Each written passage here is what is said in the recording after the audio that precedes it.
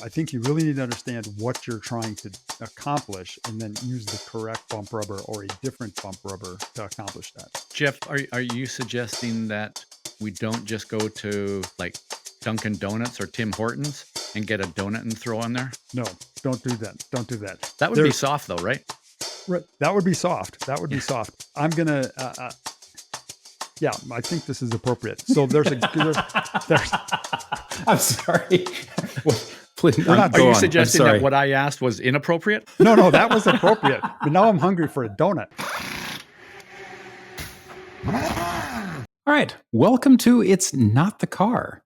We're a podcast about motorsport and people and the choices we make when we have no choice but to make a choice. I'm Sam Smith. I'd tell you who I am beyond that, but it's not important because what is important is, drumroll please. Can anybody drumroll? No? There you go. This is our 25th episode. Woo! Yay! Happy anniversary, guys. Happy anniversary, Ross. Happy anniversary, Jeff. It's been so long since January, right? January. We started in January? It's June. Officially. Yeah. Okay. Yeah. So on that note, I'm Sam. They're Ross. They're Jeff. Jeff, do you want to Ross yourself? Ross, do you want to Jeff yourself? Introduce yourself? However that works. I'm Jeff Brown. I do this really super cool, awesome podcast called It's Not the Car. And then at other times, I drive a motorhome and race engineer cars in the IMSA series. And I'm Ross Bentley. I'm a professional race watcher. I get paid to watch people drive. That's pretty good. Yeah. I would. That's a good job. Yeah. So part of the reason you get paid to watch people drive is because, like Jeff, you are very good at what you do. And that, a while back, several years ago, if I'm not mistaken, led to the two of you starting a podcast called Say It Together. Say it together. No dumb questions.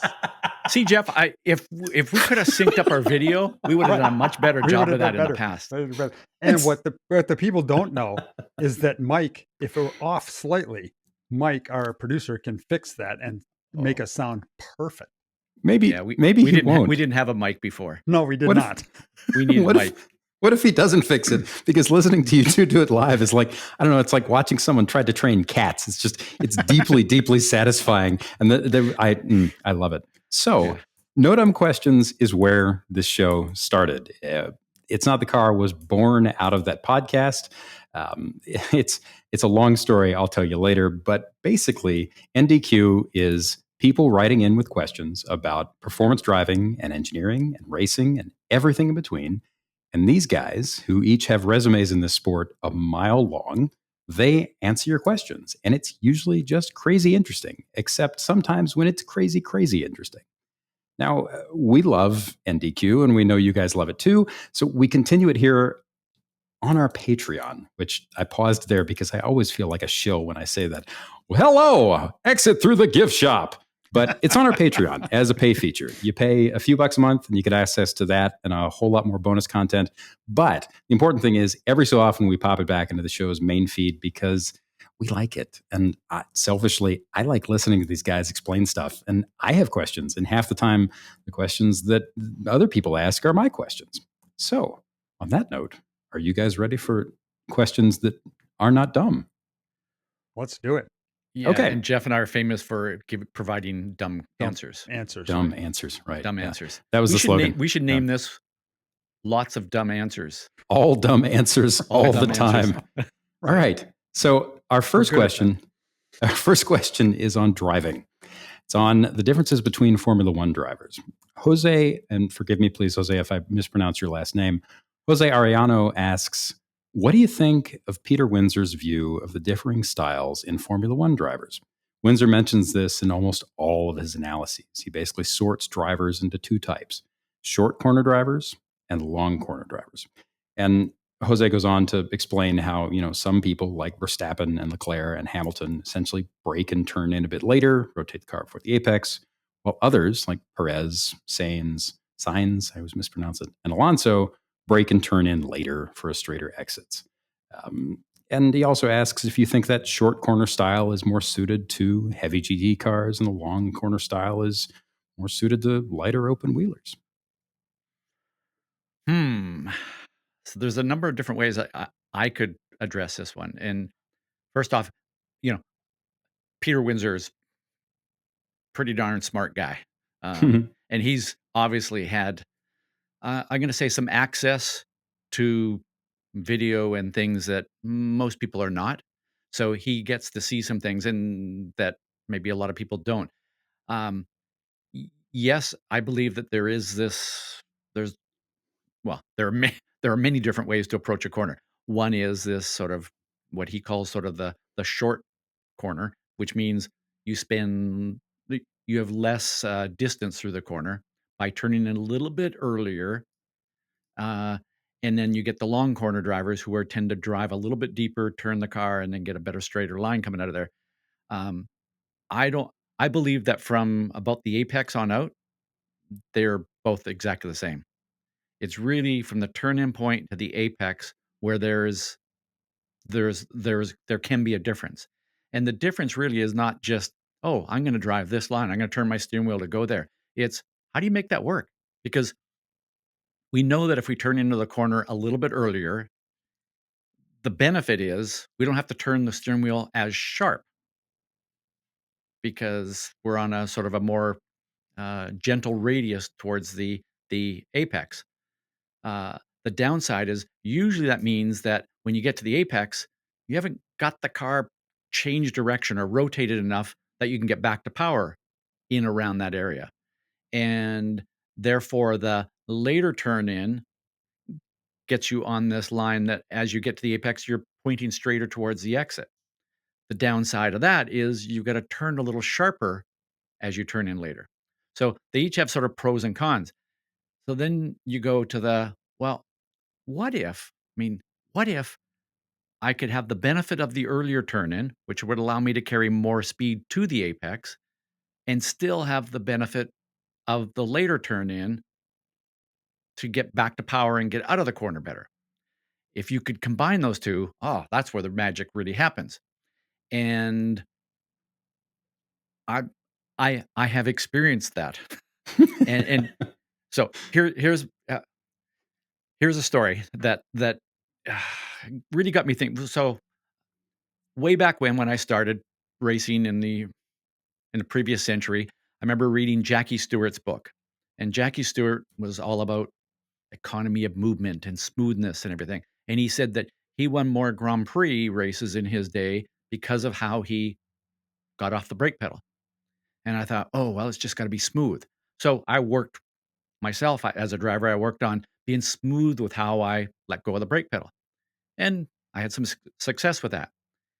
Then years later, I'm doing an IndyCar race at Laguna Seca. And at the time, we had no budget. So I would go out in the very first practice session, do 10 laps. And then, second practice, I couldn't drive because we couldn't put mileage on the car. And so, what do? I go over and I'd watch, I'd go and watch the session from a corner to learn. And I'm standing on the outside of turn 3 at Laguna Seca. And really, it's sort of the inside of the paddock area, standing up against the fence near the exit of the corner. And I'm watching the cars come through, and they're sort of that angle. The cars coming almost directly at you, and they turn in to the right and then go past you towards your left. And I'm watching that, and there's cars coming in, and they're like, oh, okay, I'm seeing that, I'm seeing that, and seeing that. And then one car came in and turned in earlier to the point where I'm going, I've seen this before. Turn in early exit, straight off the outside edge of the track and into the tire wall. And where I'm standing, that's where the driver would have crashed. And I almost took a step back thinking, oh, this is going to be big. And then just before the apex, or in that area from the turn-in point to the apex, the car kind of rotated, changed direction, and got on the power as early as everybody else to the same apex point and shot out of the corner, but carried visibly more speed from the turn-in point to the apex. And I was like, wow, that was an interesting mistake. And then that same car came through the next lap and did the exact same thing. And then another lap did the exact same thing. And I remember going, wow, that Mario Andretti guy sure knows how to drive. He's probably going somewhere, maybe. So, who knows? Yeah. And then, I noticed one other car doing something very similar to that, a guy named Michael Andretti. And a few years later, and I remember leaving that going, oh wow, what was he doing? How did he make that work? And really, that gets to the what Peter Windsor's talking about here is that's a short corner approach. They're turning in again a little bit earlier, so there's actually less distance, but from the between the turn-in point and the apex, there's enough rotation in the car that the from the apex on out of the corner, approximately, it's exactly the same as a later turn in. So you get the benefit of that shallower line on the way in, which means that you could carry, in that case, 1 mile an hour more or something like that, 1, 2 miles an hour. But visibly, I could see that. And a bunch of years later, I'm coaching a driver at Laguna Seca IndyCar weekend. And during the IndyCar practice, I take my driver and let's go over and watch. We stand in turn 3 at the exact same place. And one car out of all the other drivers was doing that exact same thing. I'm not saying that nobody else did it, but not to the same level that this one driver did it. And I remember this driver coming through there and going, wow, that Juan Montoya, he's pretty good. And then we had a situation years later where a bunch of years later, I'm coaching a young kid that I've coached for a couple of years as he's growing up, and he's just finished a race at Daytona 24-hour race, and we're talking about his fastest lap in the race, and this driver is talking about how he did this and what happened, and I remember at that time going, ah, it was the timing and the rate of release of the brakes that allowed the driver to turn in, carry that 1 mile an hour or so more speed into the apex, get the car to rotate, and still rocket out of there as fast as anybody else. And to this day, I thank Jeff's son, Colin Brown, for teaching me that. And he that's what's going on there. So when Windsor talks about what was it? Verstappen, Leclerc, Hamilton. Those guys are pretty good. Pretty good. Yeah. Maybe. If then you compare him to Perez, Sainz. Well, Alonso's pretty darn good as well. So it kind of proves that there is not just one way to drive a car, but I think that Alonso's got a style that's pretty aggressive with the wheel, and he makes that longer corner style work. It, I have a question for you, Ross. Those styles, are those styles in the driver? Like, is that the only way Verstappen can drive? Or is he adapting that because that's what the Formula One tire needs, or that's what the Red Bull needs, or that's just what the current type of Formula One car from a vehicle dynamics and aerodynamics standpoint needs? And if that's what it needs, why doesn't he adapt the short corner style for the short corners and the long corner style for the long corners? Why doesn't he do both? And or is a driver not able? Is that their style and that's just the way they do it, and they can't do both? And the answer is yes. Yeah, I knew it was going to be. What I was afraid of that. do you always say? It depends. It depends. No, I think, so is it a drive? I'm not even sure I want to call it a style. It's a preference. Okay. It's something, I say it all the time. We do what we do because we're programmed to do that. And sometimes we don't do what we want because we don't have the right mental programming to do something different. And, in this case, where did Verstappen, Leclerc, Hamilton learn that? Well, they learned it growing up racing go-karts. Uh, why didn't Alonso and Sainz and Perez learn that same thing? They did, but they maybe just, to your point, Jeff, I think some cars respond to that better than others. So maybe they drove a lot of cars and karts that didn't respond as well to that. And drivers are, they're like homing pigeons, right? If that works, if that's where I get my food, that's where I'm going to go That's where we back to, go. right? And if they found that worked, I'm going to do more of that. But I will say that I think some drivers work more deliberately at that as well. And the interesting thing about even Formula One drivers go, that's the way I drive. And And I think some Formula One is unique in that Red Bull, they can design a car for Verstappen's style, right? What he needs. If we're setting up a car in an endurance race, we're not designing the car; it's a homologated car, and we're trying to adapt it to different drivers' styles or preferences. So they might not have to adapt or adjust as much in Formula One as you would in a sports car, or a GT car, or something like that. yes, and I think that, but I don't know. Well, this may be another topic for another day, but I think, the whole idea that Red Bull, you know, Adrian Newey and team would sit down and go, "Let's design the geometry of the suspension here and where the aero center of pressure is and all that stuff that you work with. We're gonna do it because Verstappen likes this." I'm not sure they do a lot of that. I think all they're doing is going, "How can we get the maximum amount of downforce with the least amount of drag and the most mechanical grip out of the car?" And sometimes it just pops out that way. And sometimes it's just pure luck that, hey, that helps one driver more than another. Or sometimes it's like a driver will go, I think some drivers are better at, well, this is what the car needs. So I'm going to give it that. Whereas other drivers go, that's what the car needs, but I don't like driving that way. So I'm going to drive my way. And then they work with you, Jeff, engineer, and go, make the car work like I want it to work. Right, How? right. But they're trying to. They're. I still think that they're trying to design a car to, for sure, for maximum downforce and maximum mechanical grip and stuff like that. But then when it gets down to it, they got to listen to their drivers and go when they say I like this, or it turns in too sharp, or and if they both say it turns into sharp, okay, they have to back the COP down a little bit and things like that. So they're still kind of in a global thing over 5 years. They're designing a car around those two guys' preference, I think. And at that level, likely that preference is what makes the car go the fastest, and that's where what I'm trying to get to is would Hamilton or would pick Alonso?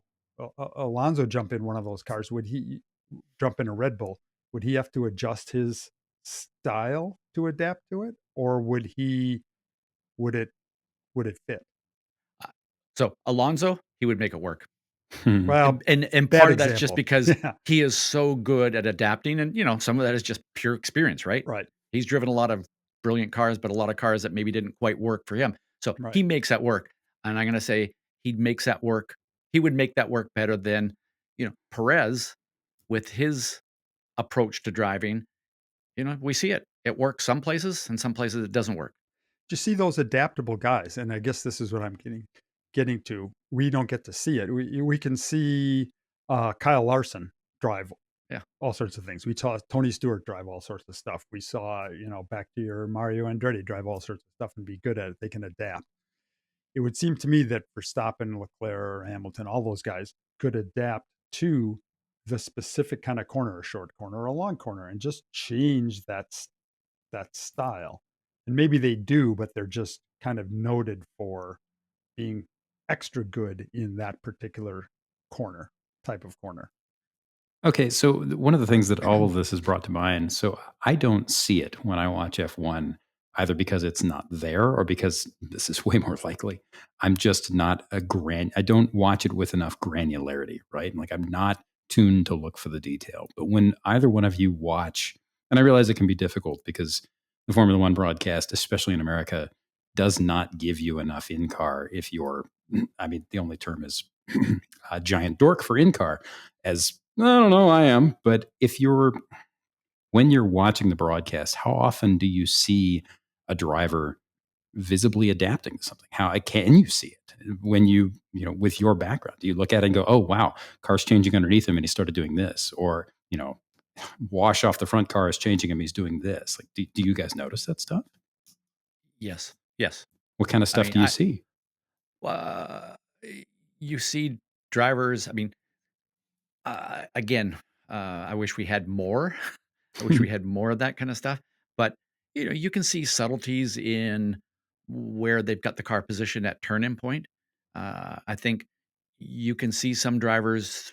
Alonso's, a great example of this, where he comes in and he's really quick with the steering wheel, whereas even Verstappen, for as aggressive as Verstappen is in the car, he's very smooth and he's very, I'm gonna kind of bend the car into a corner, whereas Alonso just comes up and goes, "Come on, dude, you're coming with me." And, you know, sheer will, kind of a thing, like just there is some of that. And, so kind of going back to, and I've watched some of Peter Windsor's videos, and they're cool because again, he has a perspective of being around for a long, long time and getting access to some things. The thing that he points out though is there's that's what they're doing. There's not the how are they doing that? And that's where, man, what I would give to see the data traces, specifically the brake pressure trace for those 6 drivers that Jose mentioned here, and just look at that and then compare that to the line that we see as a result. Because what we see on TV is a result. And it was me standing at turn 3 at Laguna, I'm going, I see the result of what Mario was doing, but how is he doing that? Yeah. And, but that got my brain thinking. And then I'm driving cars and I'm going, I could specifically remember a time doing a BMW event. And my job was basically to take people for rides in a 3 Series BMW around a track that had a very tight hairpin corner.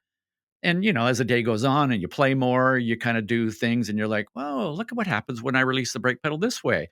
And look what happens when I release the brake pedal this way. And when I get this kind of a timing of how I release the brakes and turn the wheel. And all of a sudden you go, man, I could kind of make the car do whatever I want here. And I can square the corner off like, the long corner that Peter Windsor calls it. I can kind of square it off that way, or I can kind of round it off, or as he calls it, a short corner approach. And you play around with that. And then you're going back and I'm driving an Indy car and then I'm seeing what Montoya does. And then, I spend the time with Colin and we're like, go work on that. And then Colin goes and drives a NASCAR Cup car for Roush and like, what is he, 1.1 seconds faster than all the regular Roush NASCAR guys. Yep. And I remember talking to Colin, like, can you send me the data? And he's like, no, I can't. But I'm looking at it right now and I brake at the same place.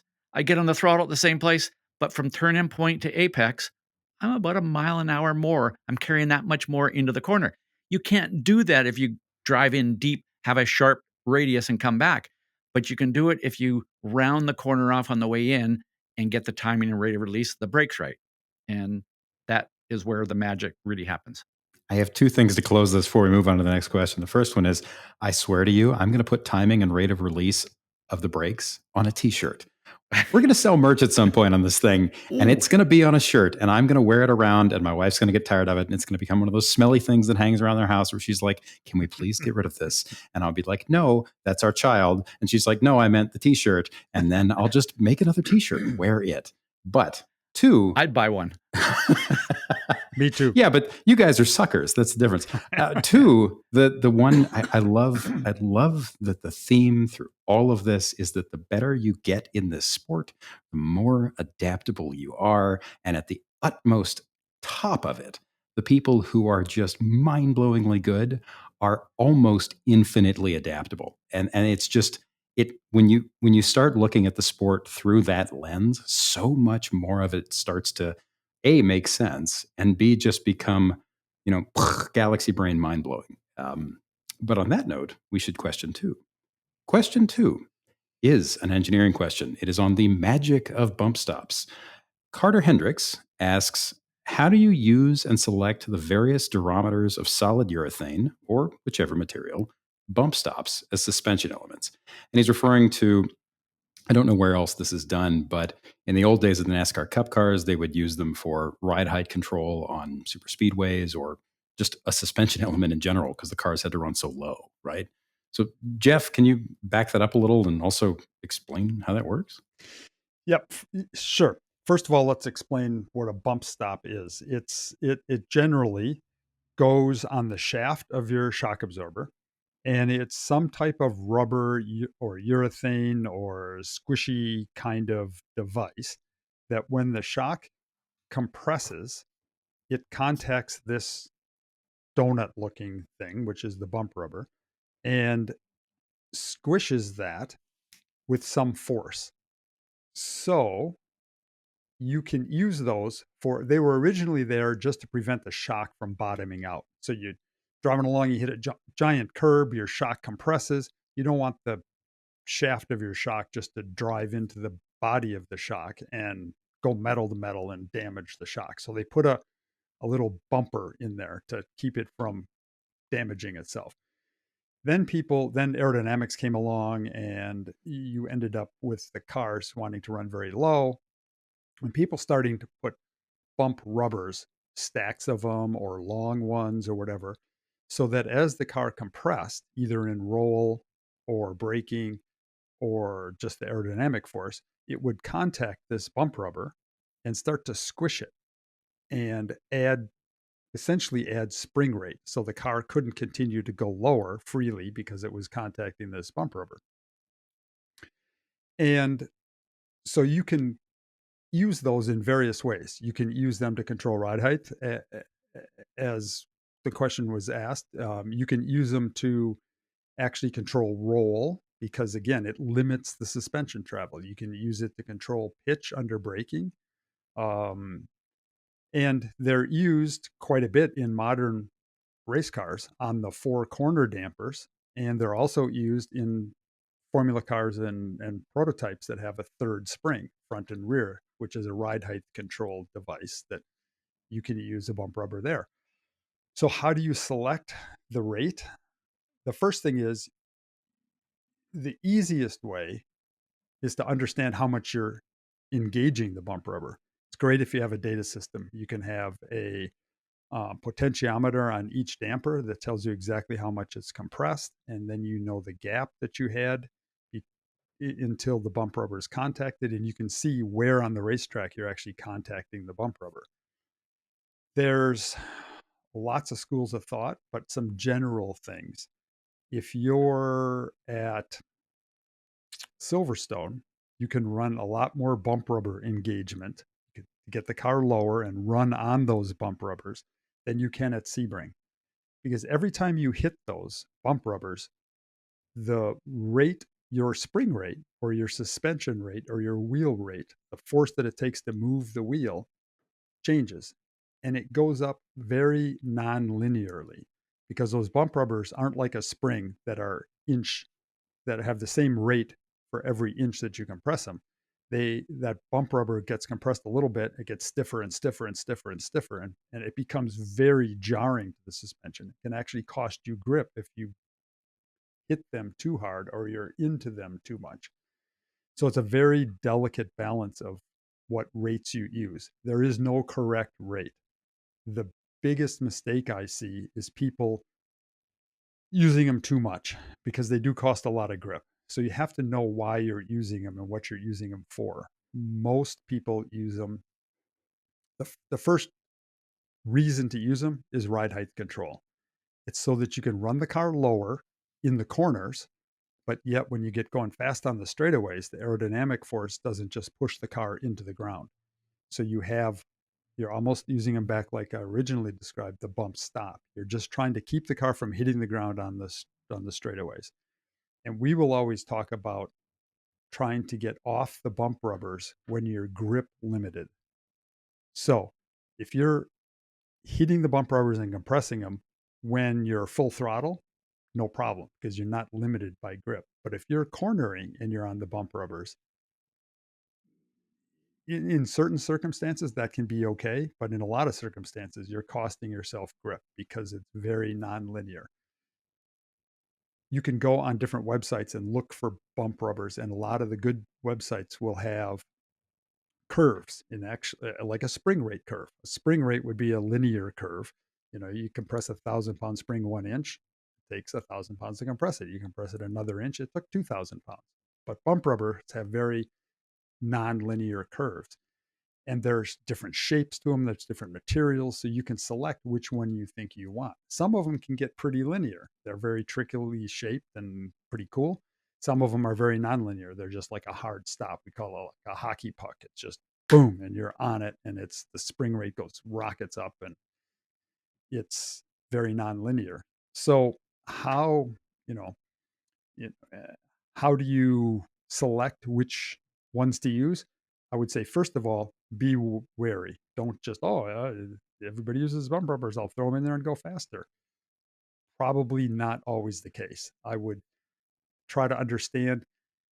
A little bit of a cheat if you don't have a data system is put a tie wrap on your shock absorber shaft and see how much it's compressing.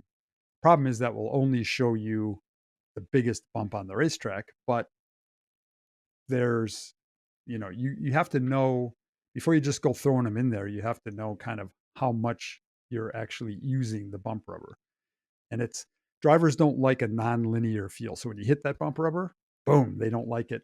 I know Ross. You've run cars that had, we call it packered up. They were too packered up. They were too much on the bump rubber. It's not, doesn't feel good, right? Because the suspension feel changes instantly. Yeah, yeah, it's not progressive, and there is uh, yeah, you you're like, "Ah, I got this, I got this, I got this," and then it's just like, I guess it I guess it becomes so stiff, it's almost like you've gone from a car that has suspension to a go-kart with no suspension. Yep. One Yep. of the things, one of the ways it's, and actually you can see this in a lot of road cars too, because a lot of road cars, especially in the rear, have, their suspension kinematics are limited by packaging constraints, right? An engineer may want to put X amount of travel into the car, but that may pull out 10 or 20% of luggage compartment or crush space or rear seat room or whatever it is that they have to compromise for, or even just somebody says, no, that costs money. So they engineer the car to have a little less, they design the car to have a little less travel in that, on that end of the car, or maybe sometimes even on that one corner, usually not. But you can see this in certain road cars where anytime you hit a bump, like when you hit a pothole in especially a lot of German cars, a lot of the high performance Japanese stuff, and it doesn't feel like, it doesn't feel like normal. You normally you hit a small bump and the car goes ba-bump or ba-bump or wump wump, and then you hit a pothole and it goes whang, and it feels like it vibrates through your teeth. You can see the rear view mirror shake. That's the car into the stop. And it's really really useful on a lot of German stuff, because Germans in particular like a lot of spring rate, very low, very small suspension travel, very short sidewall, and they tend to package their cars to the nth degree, to the point where you put, like my wife's GTI, you put four people and I don't know, a goose feather in it, and all of a sudden it's on the stops in the rear, and it loses a noticeable amount of ride quality.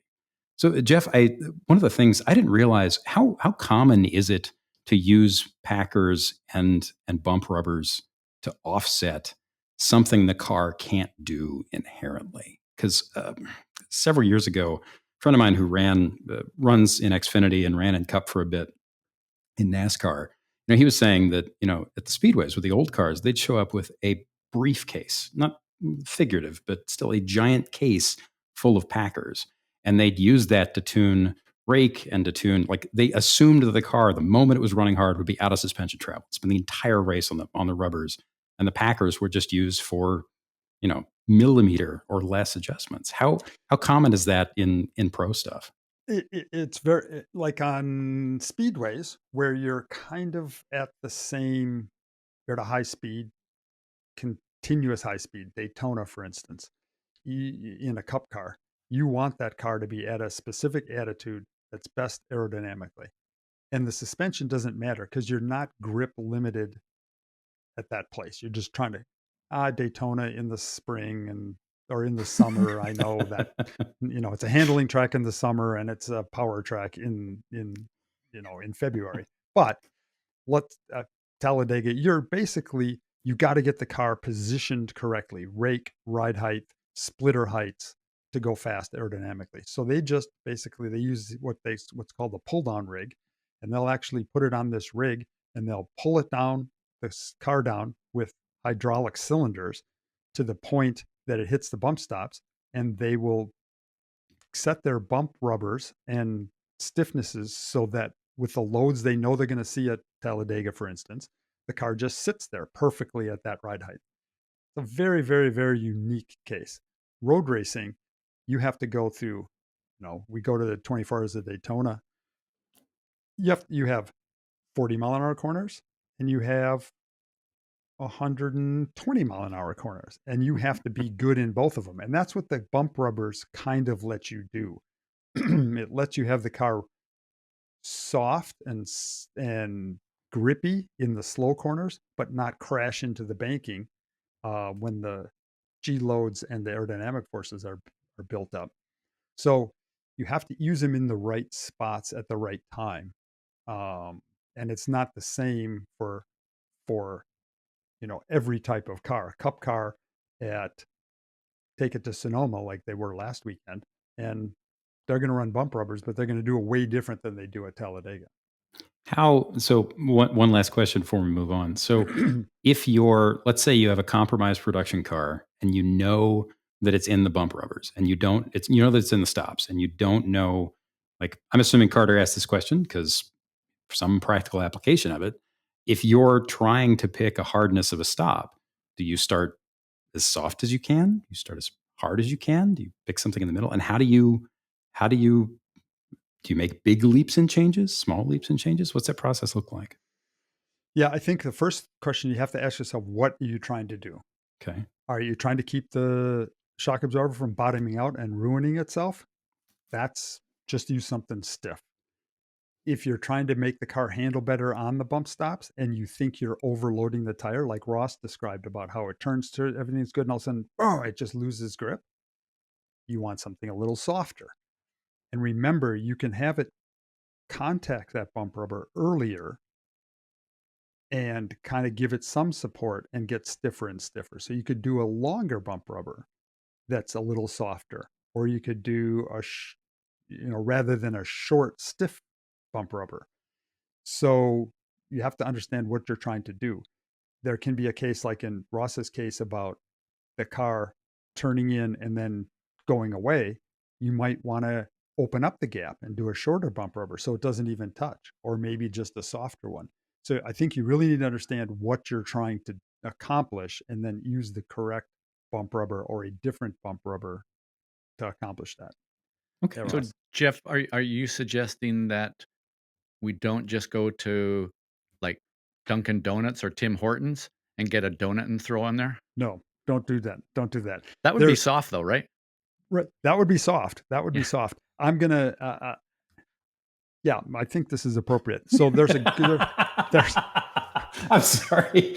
What, please, not- Are you go on. suggesting that what I asked was inappropriate? No, that was appropriate. But now I'm hungry for a donut. Timbits. Everybody needs Timbits. Who doesn't love Timbits? Timbits. Go. The Canadian likes Timbits.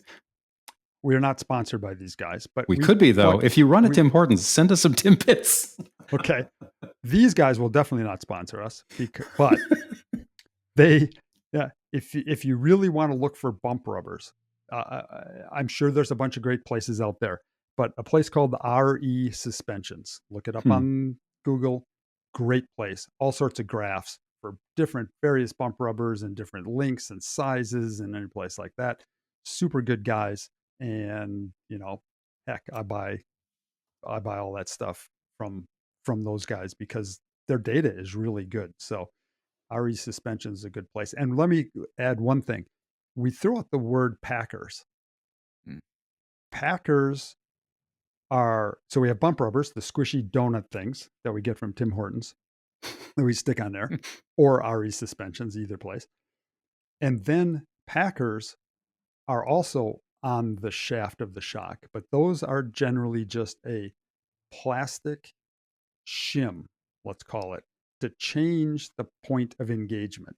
So let's say you put your bump rubber on your shock shaft, and let's say your car's sitting there on the ground at 0 miles an hour, and you measure the gap between where the shock would contact your bump rubber and the bump rubber. And let's say it's 2 inches. So you have 2 inches of travel before your bump rubber is engaged. You can rather than change the bump rubber, if you want it to engage sooner, if it rolls over too much and you want it to stop rolling, well, you could close up that gap. And we use packers. They're just plastic discs that go in there to make that. If you put a 1/2 inch plastic disc in there, now you have 1.5 inches of travel before you contact the bump rubber. So you can buy packers to adjust the gap and adjust the point at which the bump rubber actually engages. Very simple. Most of them are split, so you can just kind of twist them over your shock shaft and adjust the gap. Cool. And Jeff, I remember years ago with an open wheel car that you helped engineer, and then uh, you had other things, and I sort of continued to do that as a coach as well. Hmm. And basically, you just taught me like it got to the point where you had developed such a great base setup that all it came down to was it was like, oh, one less shim, one more shim, and Hmm. it was just we would just tune the car's handling by putting a shim in or out. Yep, yep. You can. It's a very effective tuning tool and something that I've thought was really good for people with production type cars where they can't change the spring rate so easily and things like that. You can put bump rubbers, if you can get a bump rubber in there, then you can use packers to adjust. If your car's pitching too much, you put on the brakes and the nose dives too much. Well, put some packers in the front so it contacts the bump rubber and doesn't pitch over as much. Maybe it hurts it in the middle of a corner too, because it's also hitting the bump rubber and overloading the tire, but maybe it doesn't. So you can play with that, and it's pretty much the cheapest thing you're going to buy for your car is a bump rubber and a packer. They're like nearly free. In Cool. racing terms, they are absolutely free. As can you get like a dozen donuts? Are they You like can that kind of price? oh yeah, easy, Yeah. easy. They're cheap. Oh, Tim Hortons. I'm not allowed to go in Tim Hortons anymore. When I lived in Michigan, there was one literally down the street from our office, and I would go in there every morning, and then I'd show up at the office with a box of Timbits, and people, after a while, just said, "Stop showing up with Stop. the Timbits." And then I had to eat all the Timbits myself. So I stopped showing up with them. I just ate them in the parking lot. And if you've ever seen me, you'll wonder, where did it all go? Well, that was the period where I weighed 1,000 pounds. So, question 3, moving on. It's a general question. It's about the economic shift in racing and the next generation. Comes from friend of the show, Matt Busby, who is also president of Thunder Hill Raceway, and he used to be the president of NCM Motorsports Park in Bowling Green, Kentucky. So Matt asks, what are your opinions on the economic shift to homologation in race cars over the last 15 years or so? Most of all, do you think we're continually lifting the barrier to entry to the point where it's now so high that we discourage the next generation from getting into the club racing ladder?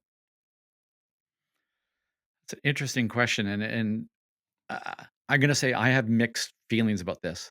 Like, there's a side of me that goes, the homologation piece and the basically the kind of, eh, I guess, to me, I take this as sort of tying in the BOP, balance of performance stuff, where they're the series are trying to make many of these cars end up with very similar performance levels. And there's a side of me that goes, that's great because, there was a time when somebody would show up, some manufacturer or team would show up, and they would just like totally dominate the series and sometimes destroy the series because of that. You don't see that massive domination now because of the way these rules are written. Uh, Now, that's one side of the argument. The flip side of that is it kind of takes away from somebody going, let's do something that's just gonna like we're gonna be really clever and we're gonna build something that's bigger and well, not bigger, but better and faster than everybody else. And you kind of get to the point is like, why bother? Like they're just gonna cap us anyways. So why bother doing that? And then there's the whole thing of, well, okay, mm, it does it does control cost to the point where uh you know they don't. Jeff, what are you like? You're like $50,000 a day now. If you had to pay Jeff $50,000 a day, I know it's not quite that much, but if the only way you can go racing is to pay a super high paid engineer to develop your car, That's difficult too. So Yeah. I don't know. All I'm going to say is I have mixed feelings about the whole thing. I loved it when there was a little bit more, run what you brung kind of stuff. I think it. I think, as most people will be shocked, it depends. Thanks. And what does it depend on? I am with you, Ross. At the high levels of pro racing, homologated cars, it's taken some of that creativity and ability, Innovation. innovation. That's a good word. It's taken that away. But I'll use the other side. The amount, you know, Matt asked about the barrier of entry and things like that. Think about what you can buy, the performance of the vehicles that you can buy in a spec type series that in the old days you would have to go in your garage and be able to weld and machine and da da da da. You'd have to build your car yourself and have all of those skills or have buddies.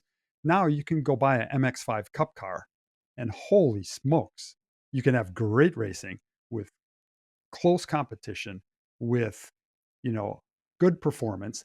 And if you want to go to the next level, you can buy yourself a Lamborghini Super Trofeo or a Ferrari Challenge car or a Porsche Cup car or something like that. And the performance, the barrier of entry to that performance, I think is actually quite lower now than it used to be, because the build cars that would be have that performance were prohibitively expensive back in the day.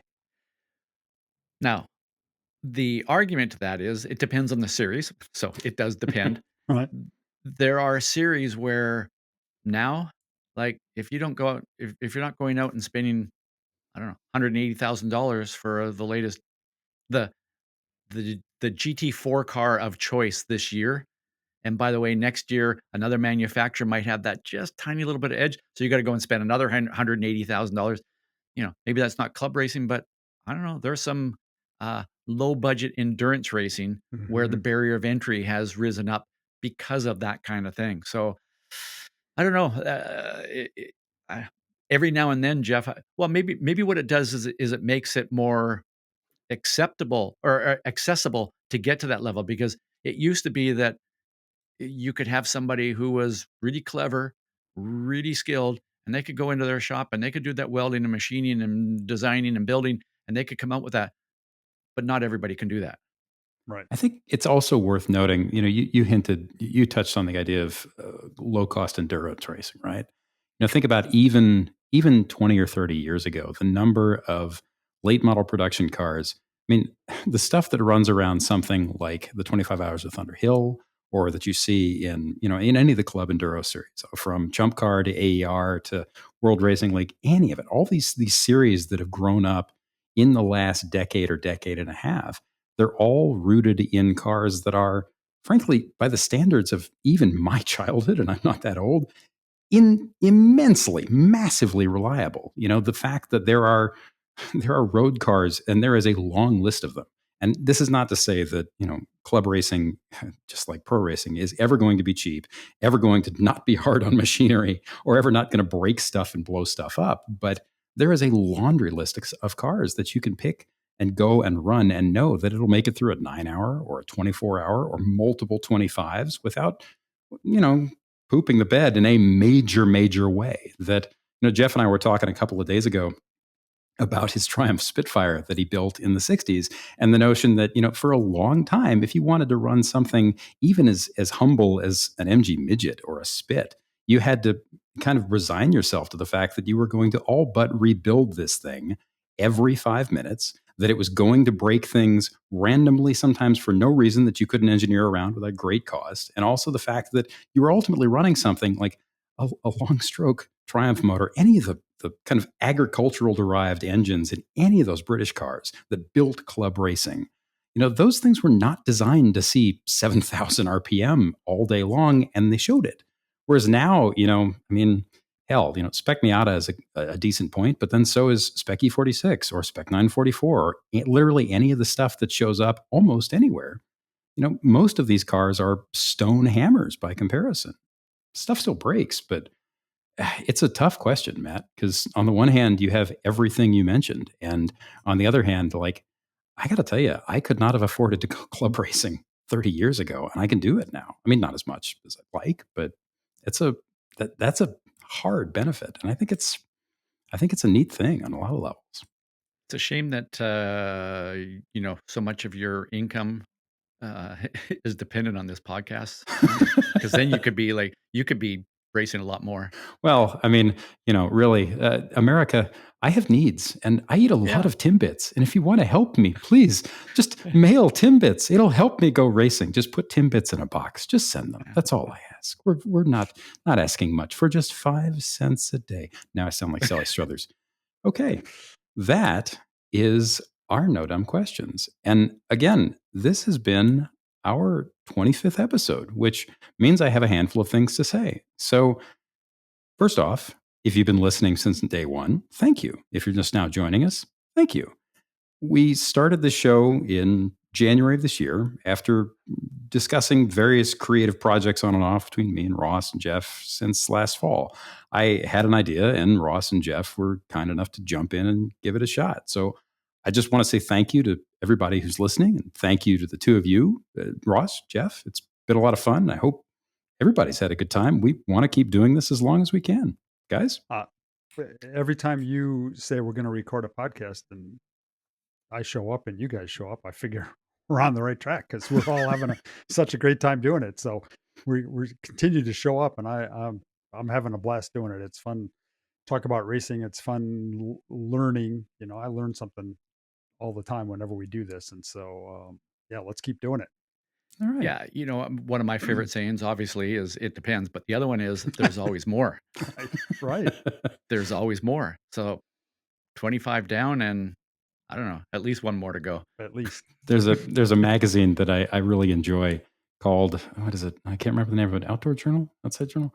Anyway, the slogan is "the deeper you get, the deeper you get." And here we are. It's Not the Car. Who knew how deep it goes?